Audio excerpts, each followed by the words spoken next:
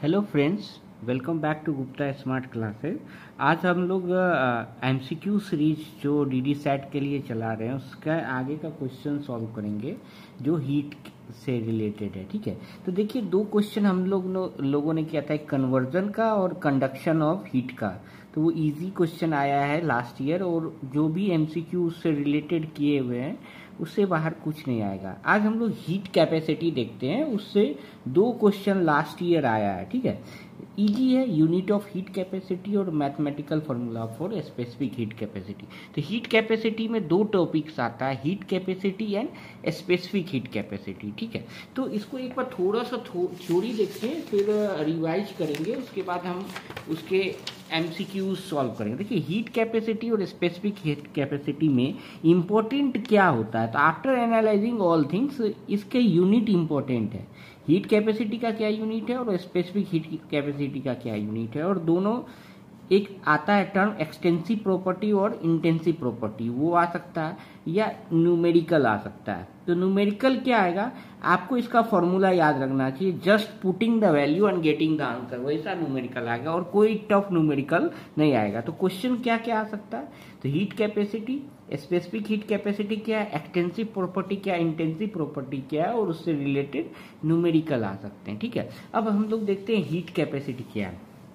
Heat capacity क्या होता है कि कैपेसिटी मतलब क्या होता है, power.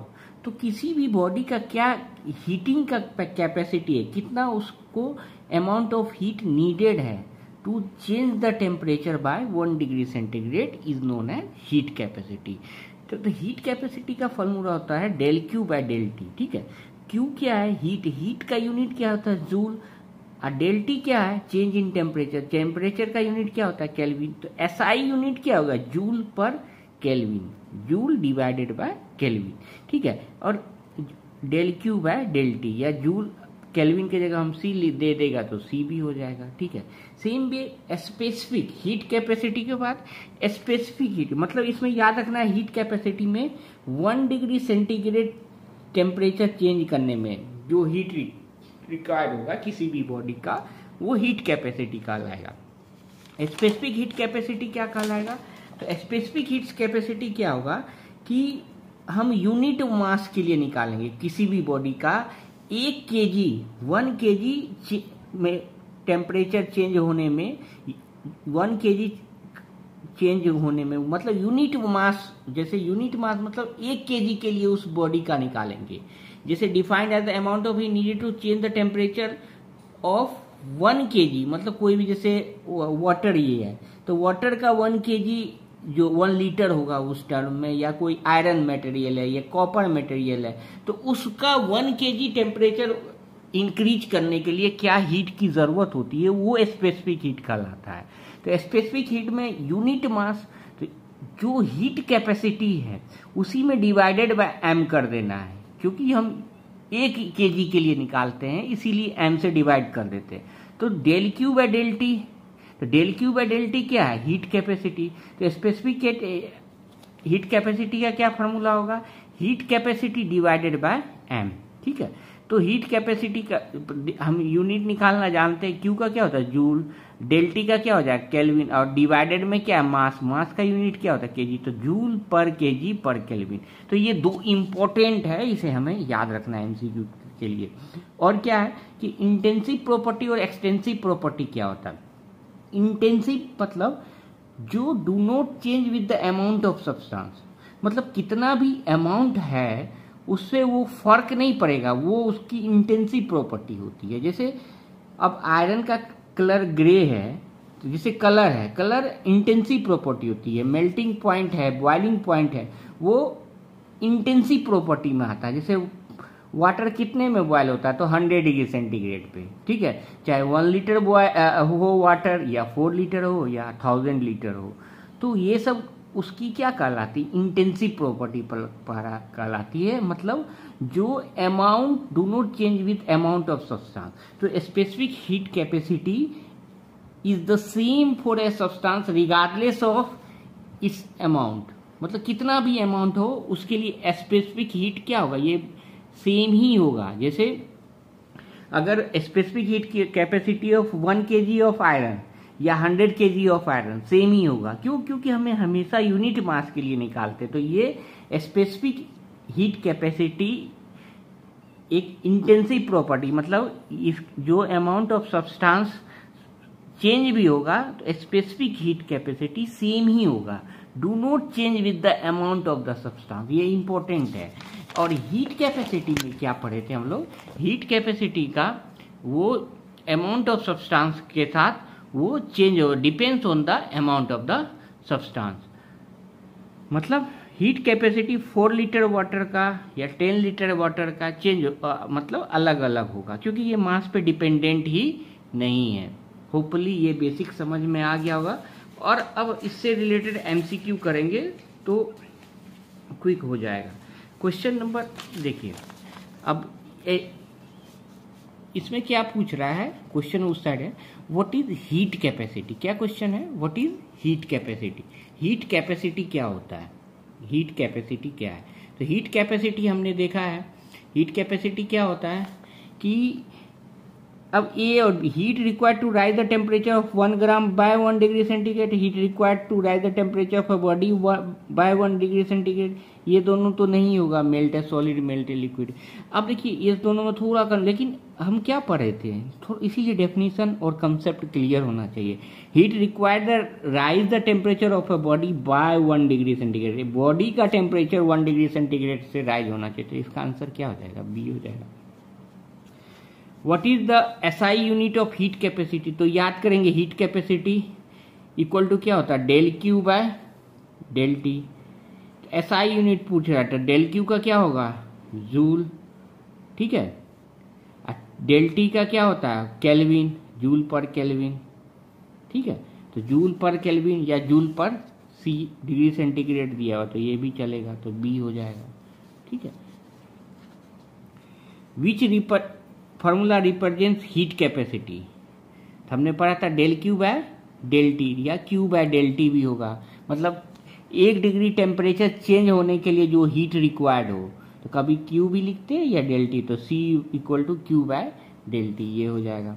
If a substance has a large heat capacity, large heat capacity है, ठीक है, इट मीन्स अगर उसकी कैपेसिटी लार्ज है तो उसको हीट करना भी क्या हो जाएगा? थोड़ा टाइम टेकिंग हो जाएगा। तो क्या होगा, अगर उसके लार्ज हीट कैपेसिटी है, it means it heats up slowly. ये इंपॉर्टेंट है। जनरली लोगों को लगता है कि इट हीट्स अप क्विकली होगा, but it heats up slowly, ये हो जाएगा। अब आया स्पेसिफिक हीट कैपेसिटी। तो स्पेसिफिक हीट कैपेसिटी का क्या फॉर्मूला बताए थे? 1/m, सिर्फ मास से डिवाइड कर देना हीट कैपेसिटी को, यानी तो अगर इसका यूनिट जूल पर केल्विन है तो स्पेसिफिक हीट में क्या हो जाएगा? डिवाइडेड बाय केजी, तो पर केजी हो जाएगा। तो specific heat capacity depends on only mass, only temperature, mass और एंड टेम्परेचर चेंज नेचर हो, तो नेचर ऑफ मटेरियल पे डिपेंड करता है, ठीक है। मतलब हर मटेरियल का अलग अलग स्पेसिफिक हीट कैपेसिटी होगा, तो ऑब्वियसली नेचर ऑफ मटेरियल पे डिपेंड करता है। Which has highest specific heat capacity, किसका होगा? तो ऑब्वियसली ऑप्शन में देखेंगे तो आयरन का होगा।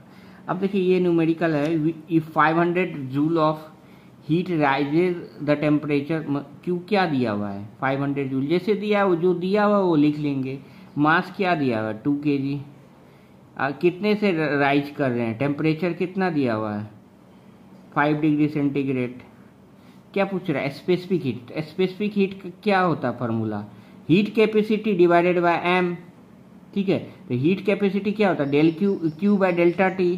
तो Q by delta T, Q की वैल्यू क्या है? 500 बाय टी क्या हो जाएगा? 5, और मास से डिवाइड कर देंगे तो 10 से डिवाइड हो जाएगा, तो ये क्या हो जाएगा? 50। तो 50 जूल पर केजी डिग्री सेंटीग्रेड, तो ये आ जाएगा। तो जो भी न्यूमेरिकल आएगा ना, वो हमेशा फॉर्मूला बेस्ड ही आएगा, क्योंकि उतना टाइम नहीं है जो टफ न्यूमेरिकल करेंगे, ठीक है। In the formula Q equal to MC del T, C stands for, तो C stands for specific heat capacity, हमने अभी देखा था। तो C stands for specific heat capacity, ठीक है। देखिए ये फॉर्मूला था। ये Q equal to M C delta T. तो C इक्वल टू के देखिए इस तरह से देखिए C इक्वल टू क्या हो जाएगा, हम पढ़े थे ना Q by M delta T. Q by M delta T क्या है, हीट कैपेसिटी है। Heat capacity divided by M क्या होता है, स्पेसिफिक हीट कैपेसिटी। तो इस तरह से आप निकाल सकते हैं।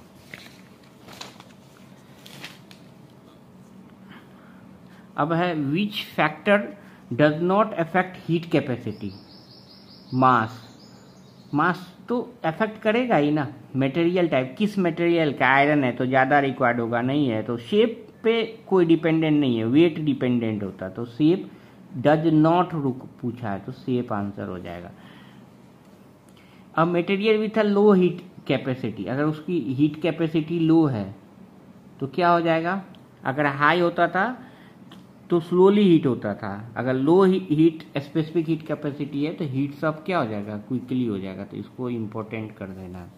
Heat capacity is an extensive property, हम पढ़े थे एक्सटेंसिव प्रॉपर्टी और इंटेंसिव प्रॉपर्टी। तो इंटेंसिव प्रॉपर्टी सेम रहेगा regardless of amount of the substance, ठीक है। हीट कैपेसिटी तो स्पेसिफिक हीट कैपेसिटी क्या है, इंटेंसिव प्रॉपर्टी है। हीट कैपेसिटी क्या है, एक्सटेंसिव प्रॉपर्टी, मतलब ये अमाउंट ऑफ सब्सटेंस के साथ चेंज हो जाता है। मैंने पहले स्टार्टिंग में ही पढ़ाया था, ये स्टेटमेंट क्या है, ट्रू है।